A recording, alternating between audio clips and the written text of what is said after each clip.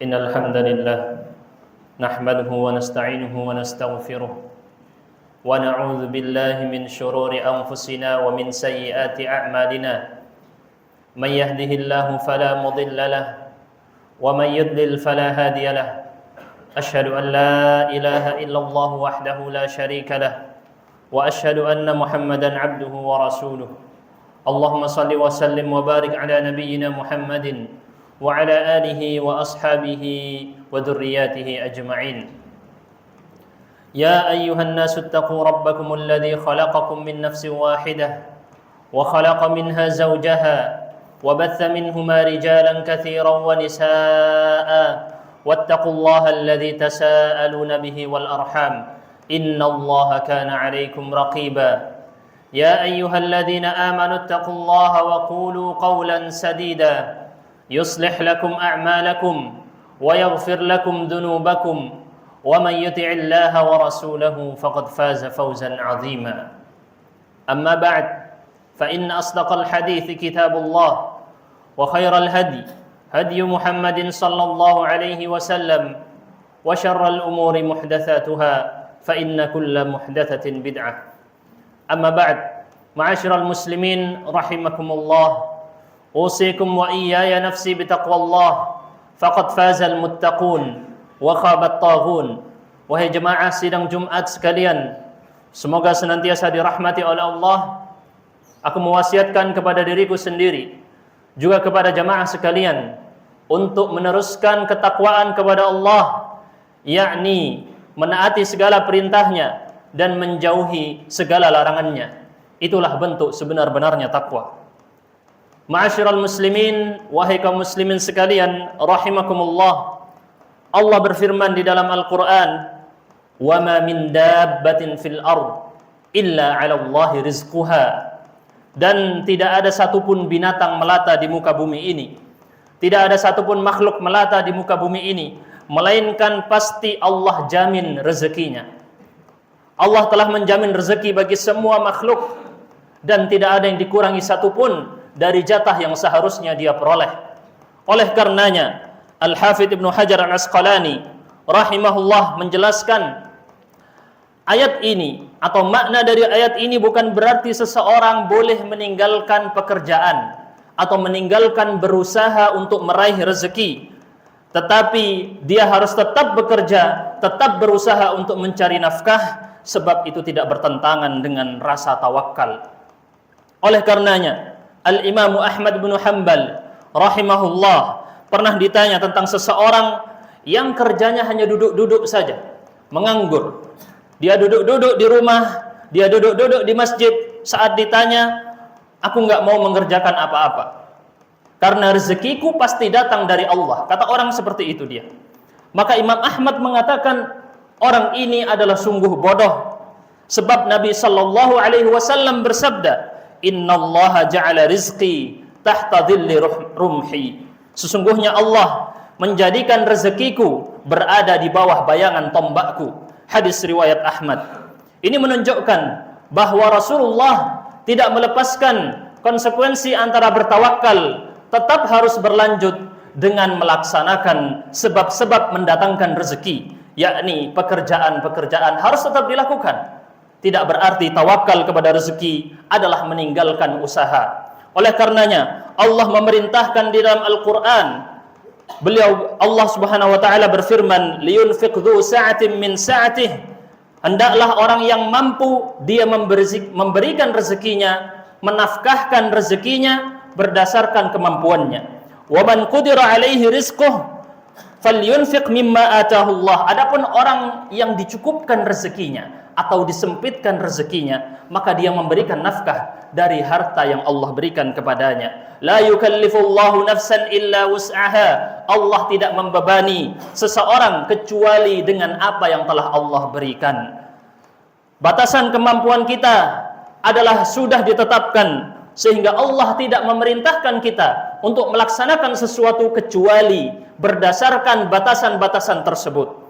Oleh karenanya dalam ayat yang lain Allah berfirman, wa 'alal mauludi lahu rizquhunna wa kiswatuhunna bil ma'ruf. Wajib atas seorang ayah Di dalam surat Al-Baqarah disebutkan, wajib atas seorang ayah memberikan makan dan memberikan pakaian kepada istrinya dengan cara yang ma'ruf, dengan cara yang baik. Atau ma'ruf yang dimaksud dengan cara yang sesuai urf. Urf yang dimaksud adalah adat istiadat tempat dia tinggal. Apa standar tempat, makanan apa yang menjadi standar di lokasi tersebut, pakaian apa yang menjadi standar di lokasi tersebut, maka itu adalah batasan minimal dari seseorang lelaki menafkahi anak keluarganya, menafkahi istri-istrinya. Oleh karena itu, wahai jamaah sekalian, Ibnu Katsir rahimahullah menjelaskan bahwa kewajiban seorang suami harus memberikan nafkah kepada istrinya dan kepada keluarganya berdasarkan apa yang dia mampu sesuai dengan minimum standar tempat dia berada. Dari hadis riwayat Muslim dari Jabir bin Abdullah radhiyallahu anhu, Nabi sallallahu alaihi wasallam berpesan ketika beliau berhaji, haji perpisahan. Apa yang beliau sampaikan? Fattaqullaha fin nisa, bertakwalah kalian terhadap istri-istri kalian. Fa innakum akhadtumuhunna bi amanillah, sesungguhnya kalian mengambil istri-istri kalian dengan amanah dari Allah. Wastahlaltum furujahunna bi kalimatillah, kalian menghalalkan kelamin-kelamin dari istri kalian dengan kalimat Allah, yakni akad pernikahan sebagai akad yang sah dalam menghalalkan seorang wanita. Kemudian Nabi berpesan, walahunna alaikum rizquhunna wa kiswatuhunna bil ma'ruf, kalian wajib memberikan hak-hak para istri tadi, yaitu hak berupa memberikan nafkah rezeki dan memberikan nafkah pakaian. Hadis riwayat Muslim. Bahkan standar yang harus diberikan adalah setara atau sama dengan yang Anda konsumsi, dengan yang Anda pakai. Hadis riwayat Abu Daud dengan sanad yang sahih dari Rasulullah sallallahu alaihi wasallam, beliau bersabda, "An tut'imaha idza ta'imt," engkau wajib memberi makan istrimu seperti yang engkau makan, dan engkau juga wa taksuha idza tasait, engkau juga diwajibkan untuk memberikan dia pakaian sebagaimana engkau berpakaian. Wala tadribil wajh, jangan engkau memukul wajah istri. Wala tuqabbih, jangan engkau menjelek-jelekkan istri. Wala tahjur illa fil bait, jangan engkau boikot istri kecuali dalam rangka nasihat di dalam rumah. Keutamaan mencari nafkah adalah sangat tinggi di dalam Islam. Bahkan nafkah kepada keluarga lebih utama dari apapun sedekah yang sifatnya sunnah. Nabi sallallahu alaihi wasallam bersabda dalam hadis riwayat Muslim, ada 4 buah dinar. Masing-masing dinafkahkan kepada jalur-jalur tertentu, dan Rasulullah bandingkan dari 4 buah dinar ini. Pertama, Rasul memisalkan 1 dinar yang engkau nafkahkan untuk di jalan Allah, 1 dinar yang engkau nafkahkan untuk membebaskan budak, 1 dinar yang engkau nafkahkan untuk mensedekahi orang miskin. Lalu beliau bandingkan dengan 1 dinar yang engkau pakai untuk menafkahi keluargamu. Dari 4 buah dinar ini, yang mana yang paling besar pahalanya? Rasulullah sallallahu alaihi wasallam bersabda, a'dhamuha ajran 'indallah alladhi anfaqtahu ala ahlik aw kama qala. Beliau bersabda, pahala yang paling besar adalah 1 dinar yang engkau berikan kepada keluargamu sebagai nafkah. Padahal nilainya sama-sama 1 dinar. Yang satu untuk sabilillah, jalan Allah, 1 untuk memerdekakan budak, 1 untuk orang miskin. Tapi 1 dinar yang ini diberikan kepada ahli yang berhak, yaitu ahli keluarga atau istri dan anak-anak, itu lebih besar pahalanya dari apapun sedekah yang sifatnya adalah sunnah. Ini karena nafkah kepada keluarga adalah kewajiban bagi setiap orang lelaki yang sudah berkeluarga. Wajib baginya menafkahi anak istrinya dengan cara yang baik. Oleh karenanya, apabila Anda melakukan seluruh pekerjaan ini. Siang dan malam Anda bekerja, siang dan malam Anda menghabiskan waktu dalam pekerjaan yang sekarang Anda lakukan, jauh dari anak keluarga, terancam nyawa, bahkan keselamatan diri Anda pun terancam demi untuk menafkahi keluarga. Ingat wahai saudaraku, ada pesan yang besar, janji dari Allah untuk Anda. Apa itu? Dari sahabat yang mulia Sa'ad bin Abi Waqqas, Rasulullah sallallahu alaihi wasallam bersabda, sesungguhnya, secara makna artinya adalah, tidaklah sesungguhnya engkau menafkahkan harta kecuali dengan mengharapkan wajah Allah, kecuali dengan mengharapkan ridha dari Allah, kecuali pasti engkau akan diberikan pahala yang ini bahkan ganjaran pahalanya sangat besar, sampai pun makanan yang engkau suapkan kepada mulut istrimu,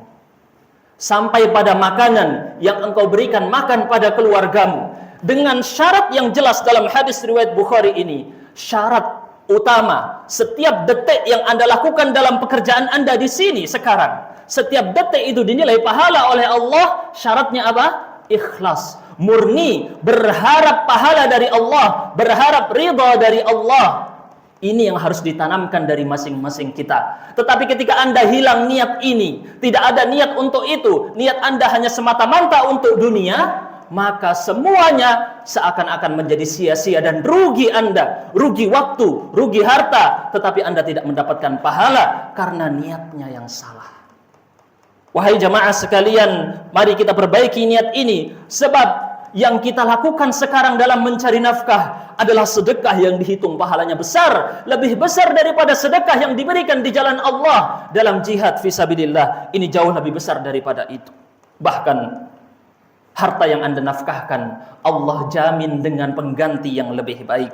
Allah Subhanahu wa taala berfirman, "Wa ma anfaqtum min syai'in fahuwa yukhlifuh." Dalam surat Saba, Allah berfirman, apapun yang engkau nafkahi, Allah akan menggantinya, baik dengan keberkahan, baik dengan harta yang lain, pasti Allah ganti. Tidak akan menjadi rugi seorang muslim apabila dia bekerja sesuai dengan yang dianjurkan dan diarahkan oleh Allah Azza wa Jalla. Wahai jamaah sekalian, oleh karenanya Rasulullah bersabda, Allah berfirman dalam hadis qudsi, "Ya bna Adam, anfiq unfiq alaik." Wahai anak Adam, nafkahilah, berikan nafkah, sungguh aku akan memberikan nafkah kepadamu. Wahai jemaah sekalian, inilah perintah-perintah daripada Al-Quran dan Sunnah terkait mencari nafkah. Bahkan dia dapat menjaga Anda dari bahaya neraka. Rasulullah sallallahu alaihi wasallam bersabda dalam hadis riwayat Bukhari, "Ittaqun nar walau bisyiqqi tamrah." Takutlah, jagalah dirimu dari api neraka walau dengan setengah buah kurma. Setengah buah kurma itu dapat menjaga kita dari api neraka dengan niat yang tulus dan ikhlas mengharap ridha Allah. Aqulu qawli hadza, barakallahu li wa lakum fil Qur'ani was sunnah, wa nafa'ani wa iyyakum bima fihi minal ayati wal hikmah. وتقبل مني ومنكم تلاوته إنه هو السميع العليم أقول قولي هذا وأستغفر الله لي ولكم ولسائر المسلمين من كل ذنب فاستغفروه إنه هو الغفور الرحيم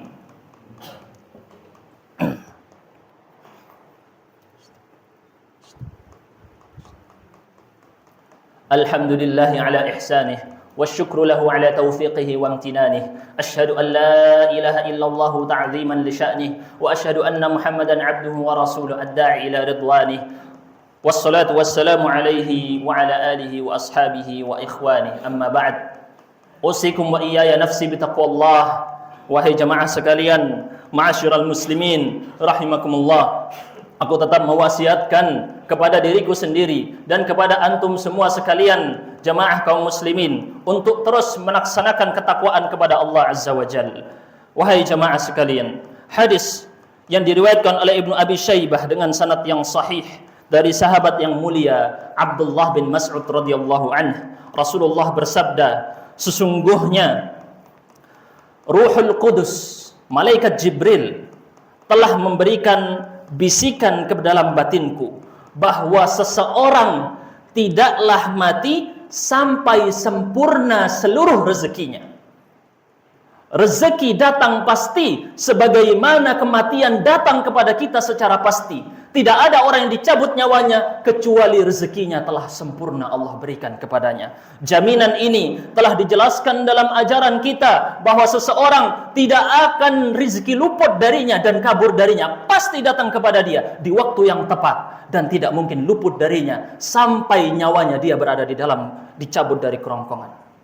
Wahai jamaah sekalian, maka setelah kita memahami dari apa yang kita sampaikan di dalam khutbah pertama tentang kewajiban menafkahi anak istri dan keluarga, yang terpenting adalah carilah rezeki dan nafkah dengan cara-cara yang halal. Dengan cara-cara yang halal, sebab daging yang tumbuh dari harta yang haram tidak halal baginya masuk ke dalam surga sampai dia dibakar di dalam neraka terlebih dahulu. Ini ancaman yang jelas di dalam hadis-hadis Rasul sallallahu alaihi wasallam. Maka apapun jalan-jalan yang haram mendatangkan rezeki, seperti melakukan tindakan-tindakan riba, mencari pinjaman-pinjaman riba, melakukan judi-judi baik online ataupun offline, melakukan tindak-tindak yang dia itu adalah haram, ini sama dengan menyuapi anak istri keluarga kita dengan api neraka. Oleh karenanya jamaah sekalian, orang yang terbiasa dengan harta yang haram, doanya dijamin tidak akan dikabulkan oleh Allah, sebagaimana datang dalam hadis riwayat Muslim. Pasti doanya tertolak dan tidak akan dikabulkan oleh Allah karena dia melakukan yang haram, memakan yang haram, berpakaian dengan pakaian yang haram. Ini yang disebutkan di dalam hadis riwayat Muslim. Oleh karenanya Syekhul Islam Ibnu Taimiyah rahimahullah berkata, rezeki yang halal walaupun sedikit itu lebih berkah, itu lebih berlipat ganda kebaikannya dibanding rezeki yang haram walaupun dia banyak. Sebab rezeki yang haram akan cepat hilang dan Allah akan menghancurkan rezeki yang haram tadi. Kacau balau rumah tangganya, kacau balau urusan-urusannya, musibah datang kepadanya begitu banyak karena dia menerima harta-harta yang haram. Wahai jemaah sekalian, semoga kita termasuk dari orang-orang yang dapat mempraktekkan doa Rasul, Allahumma kfini bihalalika an haramik. Ya Allah, cukupkanlah bagiku dengan apa yang kau berikan berupa harta halal daripada harta-harta yang haram. Wa aghnini bifadlika amman siwak. Cukupkanlah aku dengan karunia darimu dan bergantung hanya kepadamu, tidak kepada selainmu. Wahai jemaah sekalian, innallaha wa malaikatahu yusalluna 'alan nabi. Sesungguhnya Allah bersalawat kepada nabinya, begitu juga para malaikatnya. Dan Allah memerintahkan, ya ayyuhalladzina amanu sallu alaihi wa sallimu taslima. Mari kita bersalawat kepada Nabi sallallahu alaihi wasallam. Allahumma salli wa sallim wa barik ala Muhammadin kama sallaita wa sallamta wa barakta ala nabiyyika Ibrahim. Allahumma ighfir lil muslimina wal muslimat wal mu'minina wal mu'minat al ahya'i minhum wal amwat. Ya Allah, ampunilah dosa-dosa orang mukmin dan mukminah. Ampunilah dosa-dosa orang muslim dan muslimah, baik yang masih hidup maupun yang sudah meninggal. Rabbana la tu'akhidna in nasina aw akhtana. Ya Allah, jangan hukum kami atas kesalahan yang kami tidak ketahui dan atas kesalahan yang kami terluput atau lupa darinya. Rabbana la tu'akhidna in nasina aw akhtana. Rabbana wa la tahmil alaina isran kama hamaltahu 'alal ladzina min qablina. Rabbana wa la tuhammilna ma la taqata lana bih. Ya Allah, jangan bebankan kepada kami beban yang kami tidak mampu menanggungnya. Wa'fu anna waghfir lana warhamna anta maulana fansurna 'alal qaumil kafirin. Allahumma la sahla illa ma ja'altahu sahla. Ya Allah, tidak ada kemudahan kecuali yang Engkau jadikan mudah. Faj'alil hazana idza syi'ta sahla. Jadikan yang sulit menjadi mudah. Allahumma yassir kulla asir. Ya Allah, permudahlah segala kesulitan. Fa inna taysiral li asiri 'alaika yasir. Sesungguhnya mempermudah yang sulit adalah mudah bagimu. Rabbana atina fid dunya hasanah wa fil akhirati hasanah wa qina 'adzaban nar. Ibadallah, innallaha ya'murukum bil 'adli wal ihsan wa ita'i dzil qurba wa yanha 'anil fahsya'i wal munkari wal baghi. Ya'idzukum la'allakum tadhakkarun. Fadhkurullahal 'azima yadhkurkum washkuruhu 'ala ni'amihi yazidkum was'aluhu min fadlihi yu'tikum wa la dzikrullahi akbar. Aqimis shalah.